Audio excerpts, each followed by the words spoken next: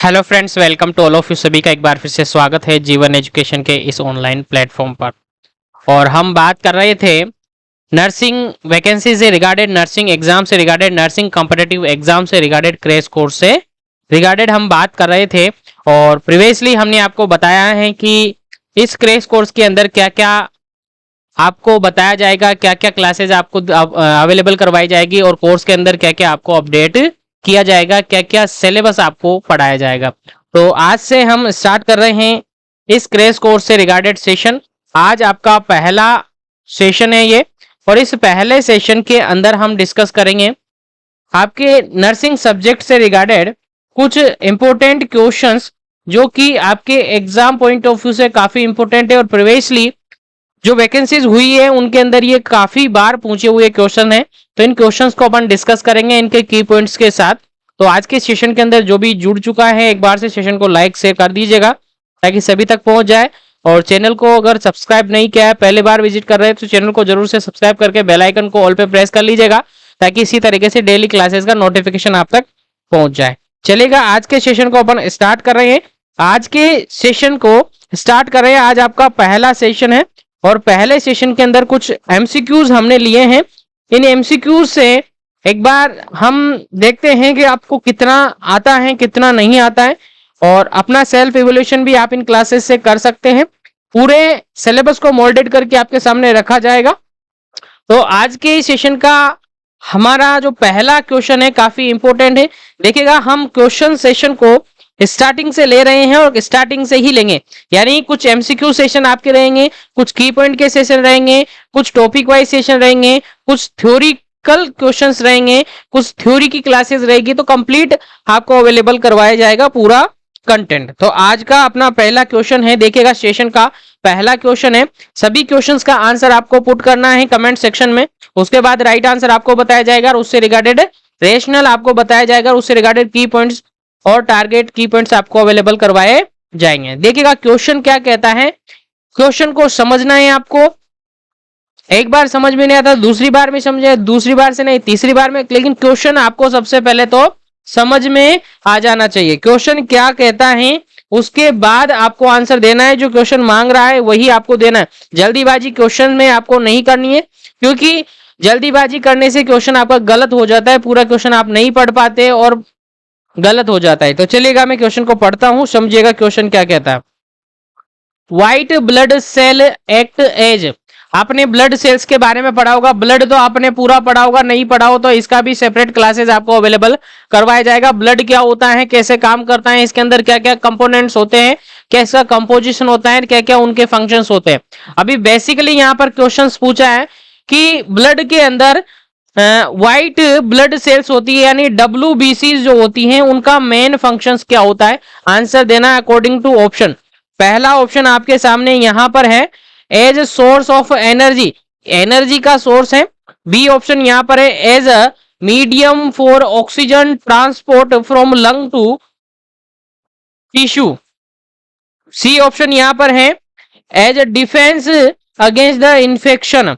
D option यहां पर है, फॉर क्लॉटिंग ब्लड। देखिएगा क्वेश्चन समझ में आ गया होगा तो आंसर आपको समझ में आ जाएगा। क्वेश्चन पूछा गया है कि जो WBC होती है ब्लड के अंदर, उनका फंक्शन क्या होता है। आप सबने पढ़ा होगा ब्लड के अंदर फ्लूइड पोर्शन होता है, फ्लूइड फ्लूइड पोर्शन होता है, और उसके अलावा कुछ सेल पार्टिकल्स होते हैं, यानी सेल्स होती हैं, यानी फ्लूइड और सेल्स होती हैं, जिनको ब्लड सेल्स आप कह सकते हैं। ब्लड सेल्स होती हैं, और इन ब्लड सेल्स के अंदर आपने पढ़ा है RBC, WBC और प्लेटलेट्स। ये तीन बेसिक सेल्स आपने पढ़ी हैं। तीनों के अलग अलग फंक्शन आपने पढ़े होंगे, नहीं पढ़े तो आपको बताए जाएंगे, डोंट वरी। देखिएगा यहां पर पहले इस क्वेश्चन का आंसर देते हैं, फिर डिस्कस करते हैं। देखिएगा यहां पर WBC का पूछा है, तो इस क्वेश्चन के अकॉर्डिंग अगर अपन बात करें तो ऑप्शन नंबर सी यहां पर बिल्कुल करेक्ट आंसर होगा।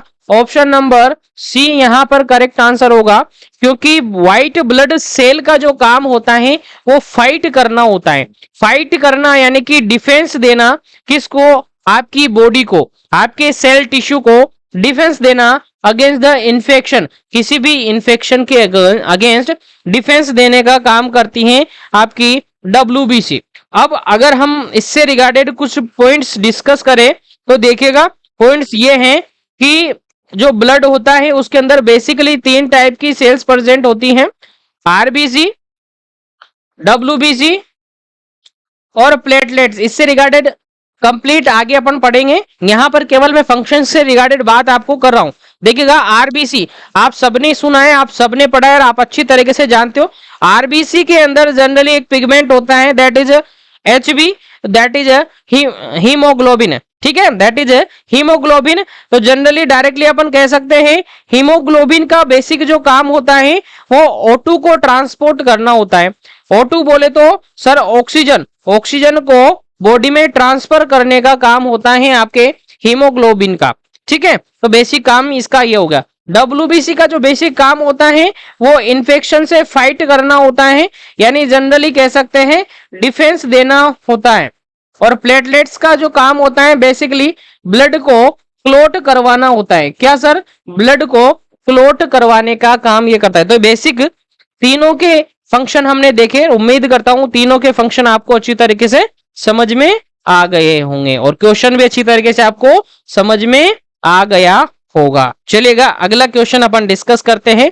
क्वेश्चन नंबर सेकंड कहता है, देखिएगा जो भी कैंडिडेट जुड़े हुए हैं एक बार से लाइक जरूर कीजिएगा सेशन को और शेयर जरूर कीजिएगा ताकि सभी तक सेशन पहुंच जाए। और चैनल पर पहली बार विजिट करते हैं तो चैनल को सब्सक्राइब करके बेल आइकन कॉल पे जरूर से प्रेस कर लीजिएगा ताकि डेली की क्लासेस आपको अवेलेबल हो सके। देखिएगा सेकंड क्वेश्चन की बात अपन करें तो infection in the body lead to formation of, देखिएगा क्वेश्चन समझिएगा, infection in the body, body के अंदर क्या हुआ है सर? इन्फेक्शन हुआ है, तो ये क्या कोज करेगा? किसके फॉर्मेशन को? फॉर्मेशन यानी किसको बनाएगा? अगर आपकी बॉडी के अंदर मान के चलेगा इन्फेक्शन हुआ है तो आपकी बॉडी के अंदर क्या बनेगा? किसका फॉर्मेशन होगा? इन्फेक्शन किसको लीड करता है? समझ में आ गया होगा। तो अकॉर्डिंग टू ऑप्शन आपको आंसर देना। पहला ऑप्शन यहां पर है एंटीबॉडी, बी ऑप्शन यहां पर है एंटीजन, सी ऑप्शन यहां पर है लाइपोप्रोटीन्स और डी ऑप्शन यहां पर है हॉर्मोन्स। यानी जनरल सा क्वेश्चन है कि अगर आपकी बॉडी के अंदर मान के चलेगा एक कोई पर्सन है, इसकी बॉडी के अंदर क्या हुआ है सर? इन्फेक्शन हो गया सर। अब इसके अंदर इन्फेक्शन हुआ है तो इसकी बॉडी के अंदर किसका फॉर्मेशन होगा? किसका फॉर्मेशन इसकी बॉडी के अंदर होगा? सिंपल सा क्वेश्चन ये आपसे पूछा गया है। उम्मीद करते हैं समझ में आ गया होगा। तो पहला, दूसरा, तीसरा, चौथा कौन सा ऑप्शन यहाँ पर करेक्ट आंसर आपको देना है। उम्मीद करता हूं सभी को याद होगा, सभी को पता होगा इसका आंसर, ठीक है। तो इस क्वेश्चन का राइट आंसर जो होगा option number A is correct answer. अगर किसी बॉडी के अंदर मान के चलेगा ये पर्सन है और इसकी बॉडी के अंदर अगर इन्फेक्शन है तो जनरली अपन क्या कहेंगे सर? इसकी बॉडी के अंदर सर एंटीजन घुस गया है, एंटीजन घुस गया है। अब एंटीजन घुस गया है तो इसके बॉडी के अंदर एक टाइप की प्रोटीन का फॉर्मेशन होगा। किसका सर? प्रोटीन का फॉर्मेशन होगा और वो प्रोटीन होती हैं आपकी IG प्रोटीन, इम्यूनोग्लोबुलिन प्रोटीन होती हैं। इस प्रोटीन को ही आप क्या बोलते हैं सर? एंटीबॉडी बोलते हैं। तो किसी पर्सन के अंदर अगर इन्फेक्शन हुआ है तो वो लीड्स करता है formation of antibody, formation of protein that is IG protein और that is antibody. I think समझ में आ गया होगा। तो आगे बढ़ते हैं हम नेक्स्ट क्वेश्चन पर। नेक्स्ट क्वेश्चन देखिएगा काफी इंपोर्टेंट है और काफी अच्छा क्वेश्चन है, समझिएगा।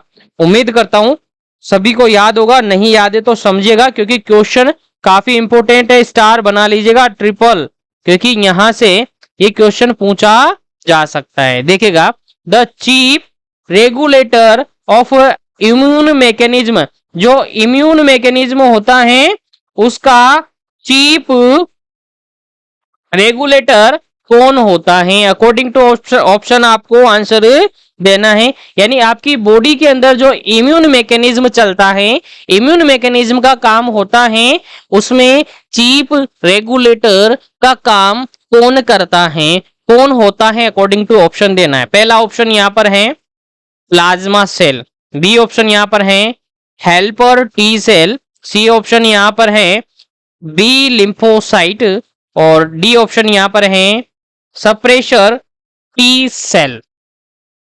चलेगा, अकॉर्डिंग टू ऑप्शन आंसर देना है, फिर इसका करेक्ट आंसर आपको बताया जाएगा। क्या वो प्लाज्मा सेल है, क्या वो हेल्पर टी सेल है, क्या वो बी लिम्फोसाइट है, क्या वो सप्रेसर टी सेल है।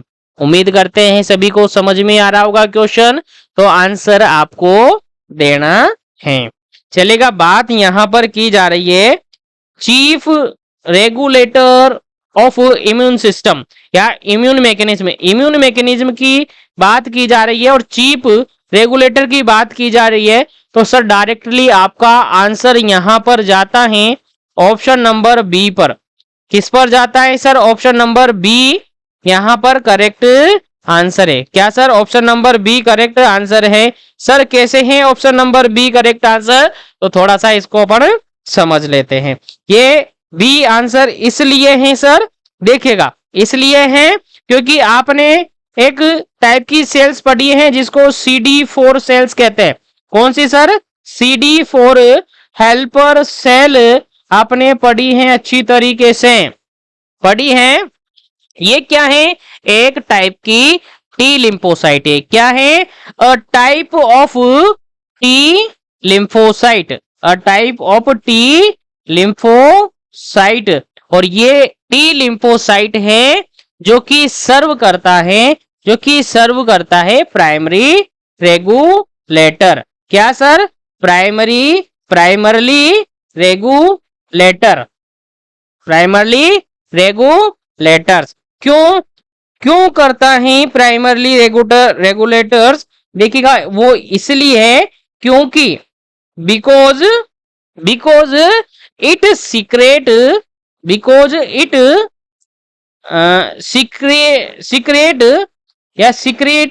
Secret cytokines. क्या? किसका सिक्रेशन ये करता है? तो ये सिक्रेशन करता है साइटोकाइंस का, है ना। तो इसका सिक्रेशन करता है जो कि क्या करता है सर? स्टिमुलेट करता है, जो कि स्टिमुलेट करता है किसको? Stimulate the WBC, stimulate the activity of WBC। तो इससे क्या समझे सर? इससे ये समझे, सीधा सा क्वेश्चन का आंसर ये समझ में आ रहा है सर हमें कि ये जो टी हेल्पर सेल्स होती हैं, टी हेल्पर सेल्स जो होती हैं यानी CD4 जो सेल्स होती हैं, ये एक टाइप की क्या है सर? टी लिम्फोसाइट है। एक टाइप की क्या है सर? ये टी लिम्फोसाइट है। और ये टी लिम्फोसाइट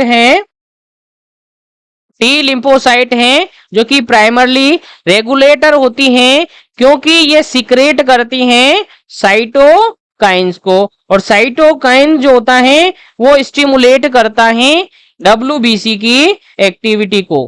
किसको? WBC की एक्टिविटी को ये क्या करता है सर? स्टिमुलेट करता है। इसीलिए जो CD4 सेल होती हैं उसको चीफ रेगुलेटर के नाम से जाना जाता है इम्यून मैकेनिज्म में। उम्मीद करते हैं समझ में आ गया होगा।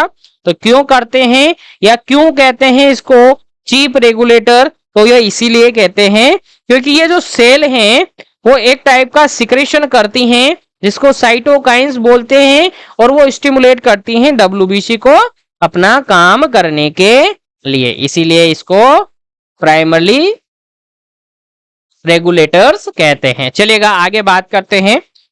क्वेश्चन समझिएगा, सीधा सा और काफी इजी सा क्वेश्चन है। क्वेश्चन नंबर 4, क्वेश्चन नंबर 4 कहता है टिश्यू प्लाज्मिनोजन एक्टिवेटर TPA, आपने काफी अच्छी तरीके से पढ़ा होगा ये, ठीक है। तो tissue plasminogen activator is to be administered to a patient in the trauma and emergency unit, which of the following is priority of action. देखिएगा, सिंपल सा क्वेश्चन ये है कि मान के चलेगा एक पेशेंट आपके पास है, एक पेशेंट आपके पास है और उस पेशेंट को यहां पर टीपीए यानी टिश्यू प्लाज्मिनोजन एक्टिवेटर है जो कि एडमिनिस्टर किया है। कहां पर सर? ट्रोमा या फिर इमरजेंसी वार्ड के अंदर। अब आपका प्रायोरिटी ऑफ एक्शन क्या होगा? अकॉर्डिंग टू ऑप्शन आपको देना है। एज अ नर्सिंग ऑफिसर आप अपनी ड्यूटी पर हैं और उस वहां पर एक पेशेंट को TPA tissue plasminogen activator administer किया है और आपका प्रायोरिटी ऑफ एक्शन क्या होगा? अकॉर्डिंग टू ऑप्शन आपको देना है आंसर। पहला ऑप्शन ए ऑप्शन यहां पर है check apical pulse rate, B option है check serum electrolyte, C option है चेक साइन ऑफ ब्लीडिंग और डी ऑप्शन है check blood grouping and cross matching. उम्मीद करता हूं क्वेश्चन आपको समझ में आ गया होगा। देखिए सीधा सा और सिंपल सा क्वेश्चन है, उम्मीद करते हैं काफी अच्छी तरीके से आपको समझ में आ रहा होगा। देखिएगा क्वेश्चन समझ में आया, पहले तो क्वेश्चन समझना पड़ेगा। अगर क्वेश्चन आपको समझ में नहीं आता है तो आपका आंसर गलत हो जाएगा। क्वेश्चन एक बार फिर से रिपीट हम करते हैं। क्वेश्चन सीधा सा है, आप अपनी ड्यूटी पर हैं, आप एक पेशेंट को टीपीए, क्या sir? TPA tissue plasminogen activator administer करते हो तो आप उसके अंदर क्या प्रायोरिटी ऑफ एक्शन रखोगे? क्या प्रायोरिटी आपकी होगी वहां पर ड्यूटी के टाइम? पहला ऑप्शन एपिकल पल्स चेक करोगे, दूसरा ऑप्शन उसका सीरम इलेक्ट्रोलाइट चेक करोगे, तीसरा ऑप्शन वहां पर साइन ऑफ ब्लीडिंग के साइन चेक करोगे और फोर्थ ऑप्शन वहां पर ब्लड ग्रुपिंग करोगे या फिर उसका ग्रुप मैचिंग आप करोगे, क्रॉस मैचिंग आप करोगे। देखिएगा उम्मीद करते हैं समझ में आ गया होगा। जिसको नहीं आया वो ध्यान से सुनिएगा, समझिएगा, फिर आगे अगर क्वेश्चन आपको मिलता है, क्योंकि इंपॉर्टेंट क्वेश्चन है, आपके एग्जाम में पूछे जाते हैं और आजकल तो नोटशीट के अंदर भी ऐसे क्वेश्चन रिपीटेडली पूछे जा रहे हैं। देखिएगा इस क्वेश्चन का अगर बिल्कुल करेक्ट आंसर की हम बात करें तो इस क्वेश्चन का बिल्कुल करेक्ट आंसर होगा ऑप्शन नंबर सी। चूंकि आप सबको पता है अगर हम किसी पेशेंट को टिश्यू प्लाज्मिनोजन एक्टिवेटर देते हैं तो उस पेशेंट के अंदर ब्लीडिंग के चांसेस हो सकते हैं। क्या हो सकते हैं सर? ब्लीडिंग के चांसेस हो सकते हैं, यानी उसके अंदर ब्लीडिंग होने की संभावना रहती है। क्यों रहती है? क्योंकि सर जो टीपीए जो है टिश्यू प्लाज्मिनोजन एक्टिवेटर जो है वो जनरली हम कह सकते हैं कि एक टाइप का नेचुरल एंजाइम है। क्या है सर? नेचुरल एंजाइम है और ये जो एंजाइम होता है वो हेल्प करता है टू डिजोल्व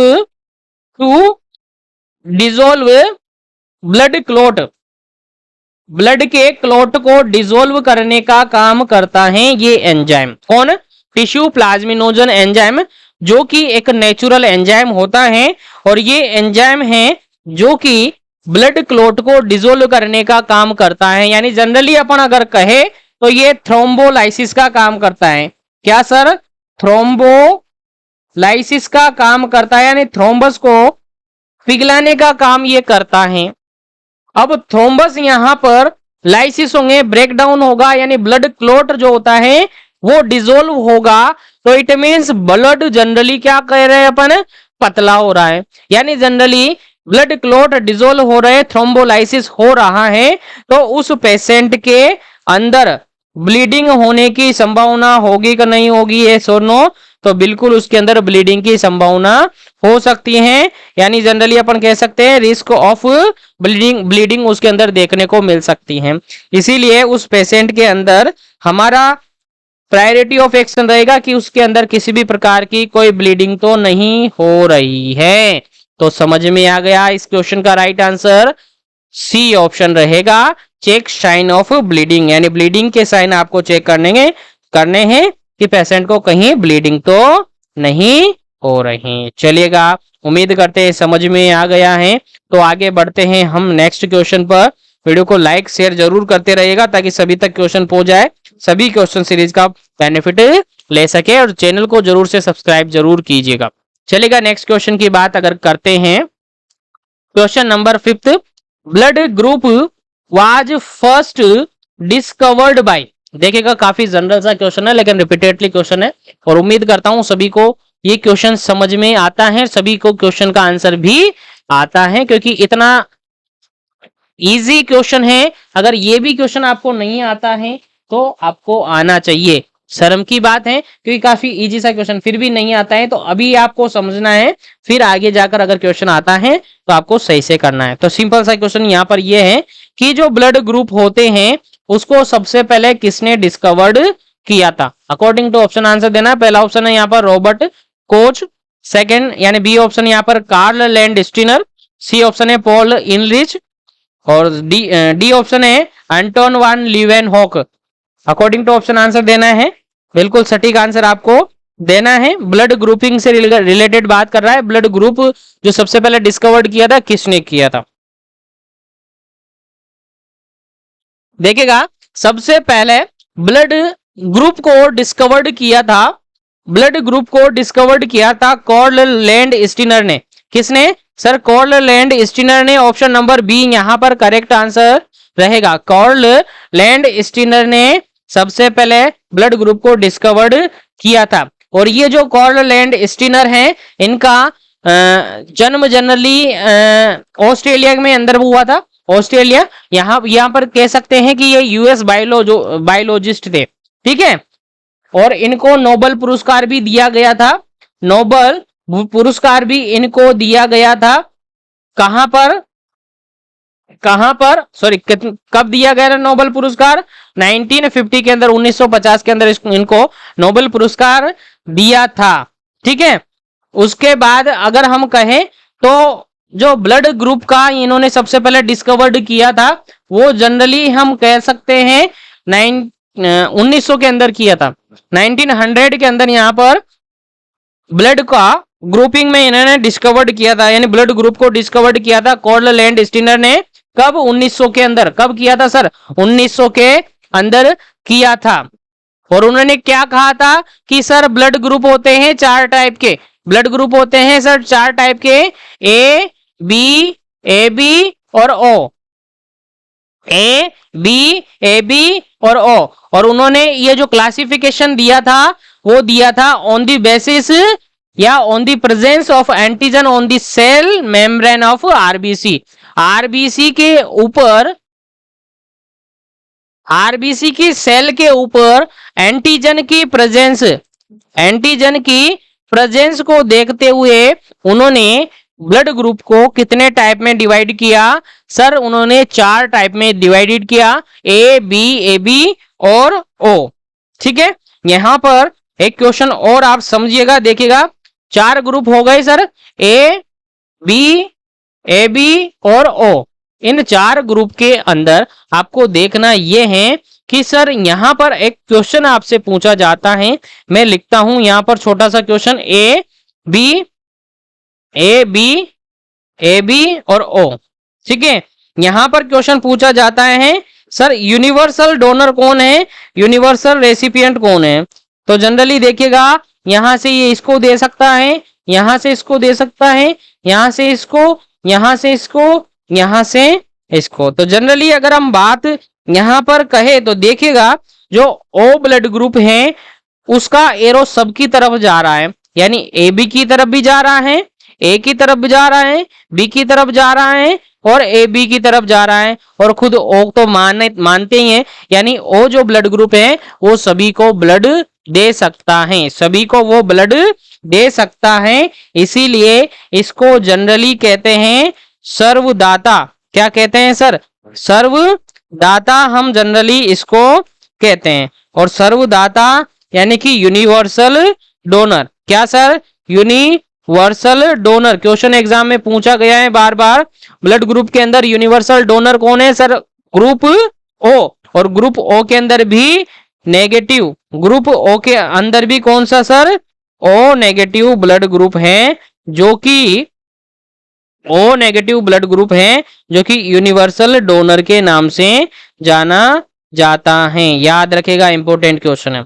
अब आगे अगर अपन कहे बात तो देखिएगा यहाँ पर एक और बात चल रही है, ए बी। देखिएगा सबका एरो किसकी तरफ आ रहा है, ए का भी आ रहा है, बी का भी आ रहा है, ओ का भी आ रहा है और खुद ए बी का भी आ रहा है, यानी ये सबसे ले रहा है, इसीलिए इसको बोला जाता है सर्वग्राही, यानी ये सबसे लेने वाला है, तो इसको कहते हैं यूनिवर्सल रेसिपिएंट।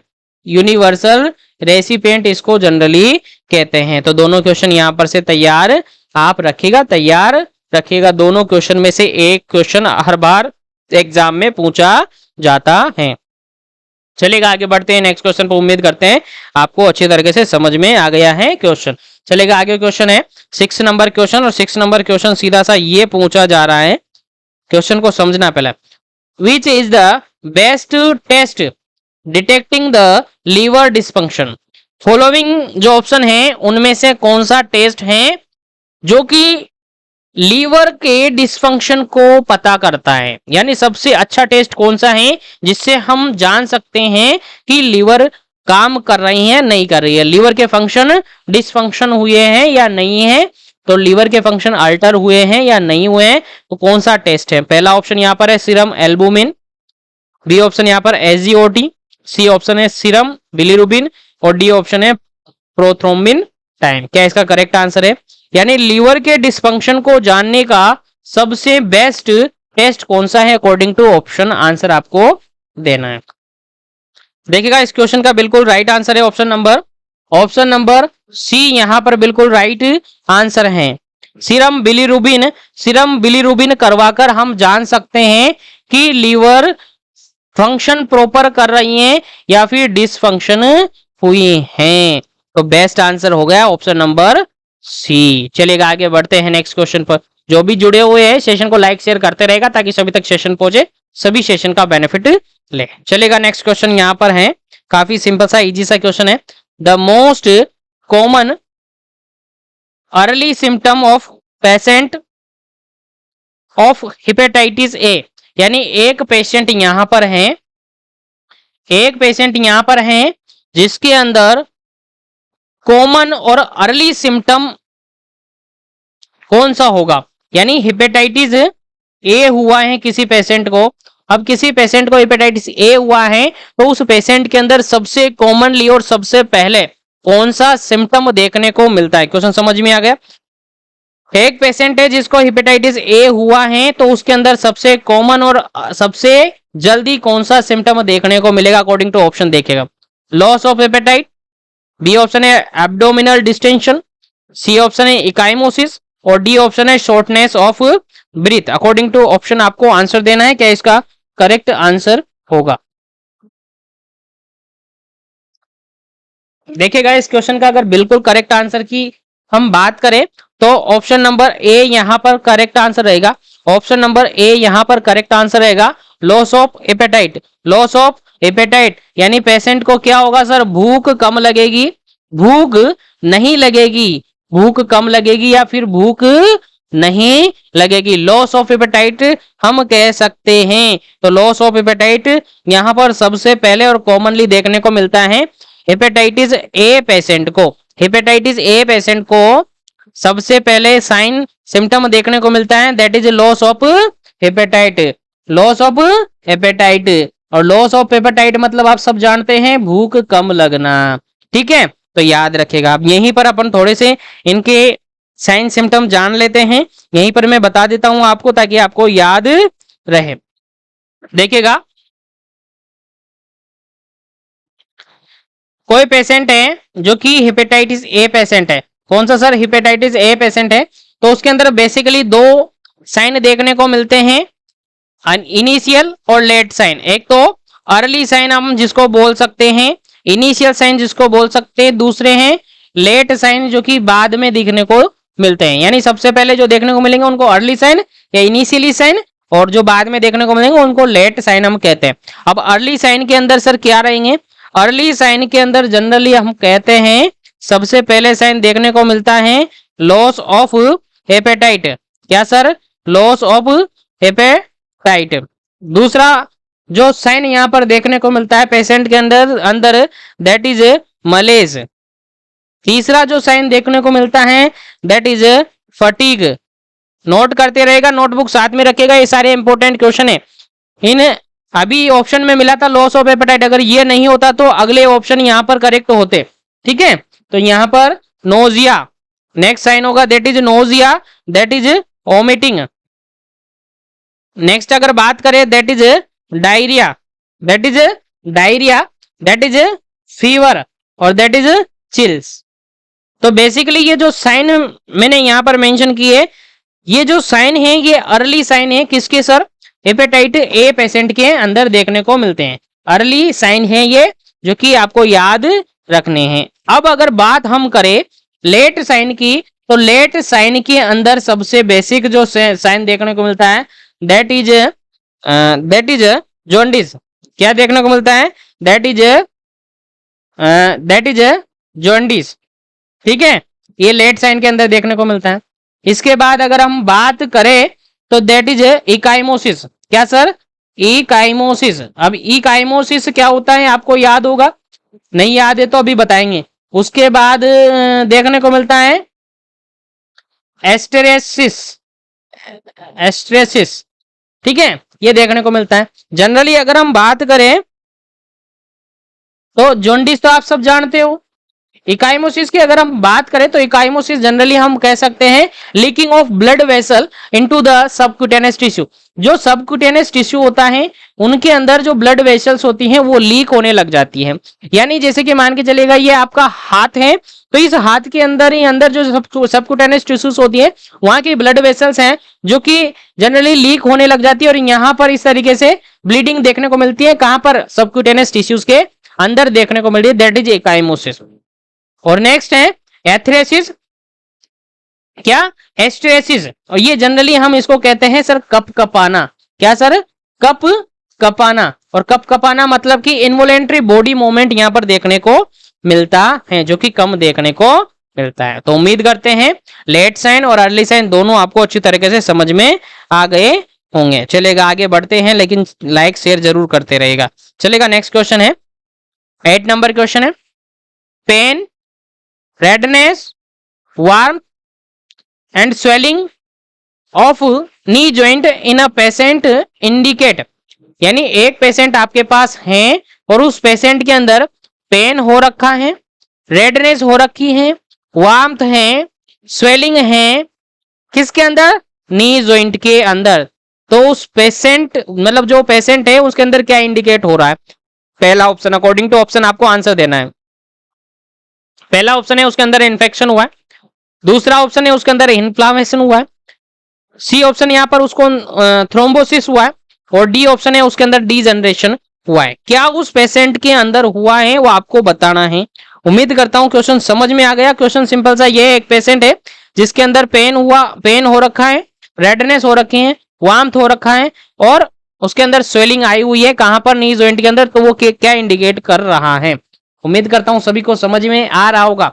नहीं आ रहा तो समझिएगा, थोड़ा ध्यान से समझिएगा, क्योंकि अभी क्लासेस स्टार्ट की है। आज पहली क्लास है, इस तरीके से कंटिन्यू क्लास आपको मिलेगी, कंटिन्यू सेशन आपको मिलते रहेंगे। चलेगा, इस क्वेश्चन का अगर बिल्कुल करेक्ट आंसर रहेगा that is option number B यहाँ पर करेक्ट आंसर रहेगा, क्योंकि उसके अंदर पेन हुआ है, रेडनेस हुई है, वार्म हुआ है और स्वेलिंग अगर हुई है तो जनरली हम कहेंगे सर उसके अंदर इन्फ्लामेशन हुआ है। आप सबको पता हो तो इन्फ्लामेशन से रिगार्डेड की पॉइंट आपको मैंने पहले भी बताया था कि इन्फ्लामेशन के अंदर 5 कार्डिनल साइन होते हैं। क्या सर? 5 कार्डिनल साइन देखने को मिलते हैं, यानी 5 ऐसे साइन देखने को मिलते हैं जिससे हम पता कर लेते हैं कि उस पेशेंट के अंदर इन्फ्लामेशन हुआ है। इस कार्डिनल साइन को जनरली क्लासिकल साइन के नाम से भी जाना जाता है। तो ये भी क्वेश्चन आपको एग्जाम में पूछा जा सकता है। इसको हॉलमार्क साइन भी बोल सकते हैं, हॉलमार्क साइन बोल सकते हैं। किसके साइन सर? इन्फ्लामेशन के, यानी cardinal sign of inflammation, classical sign of inflammation, hallmark sign of inflammation. जिसके अंदर क्या क्या शामिल है सर? पेन शामिल है सर, रेडनेस शामिल है सर, वार्मथ शामिल है सर, यहाँ पर स्वेलिंग शामिल है। यानी 5 कार्डिनल साइन यहाँ पर शामिल है किसके अंदर? इन्फ्लामेशन के अंदर। सर क्या क्या शामिल है? सर रेडनेस यहाँ पर शामिल है, सर यहाँ पर वार्मथ शामिल है, सर यहाँ पर स्वेलिंग शामिल है, स्वेलिंग शामिल है, सर यहाँ पर पेन शामिल है, सर यहाँ पर लॉस ऑफ फंक्शन ये शामिल है। यानी बेसिक ये जो 5 साइन है that is cardinal sign of inflammation, that is classical sign of inflammation. याद रखिएगा, कोई सा भी क्वेश्चन एग्जाम में पूछा जा सकता है। चलेगा, आगे बढ़ते हैं हम नेक्स्ट क्वेश्चन पर।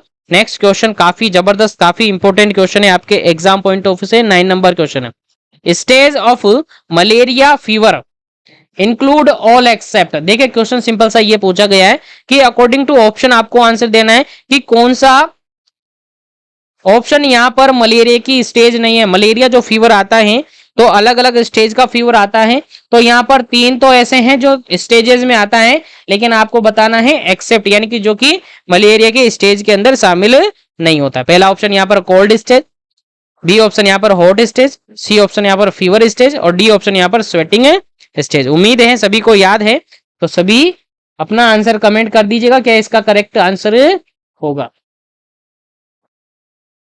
चलेगा, बात हम करते हैं इस क्वेश्चन की, तो इस क्वेश्चन का बिल्कुल जो करेक्ट आंसर रहेगा that is option number C is correct answer. Option number C is correct answer, क्योंकि सर मलेरिया फीवर जो आता है उसके अंदर कोल्ड स्टेज देखने को मिलती है, हॉट स्टेज देखने को मिलती है और स्वेटिंग स्टेज देखने को यहाँ पर मिलती है। यानी तीनों स्टेज यहाँ पर देखने को, सबसे पहले हॉट स्टेज, फिर कोल्ड स्टेज, फिर स्वेटिंग स्टेज।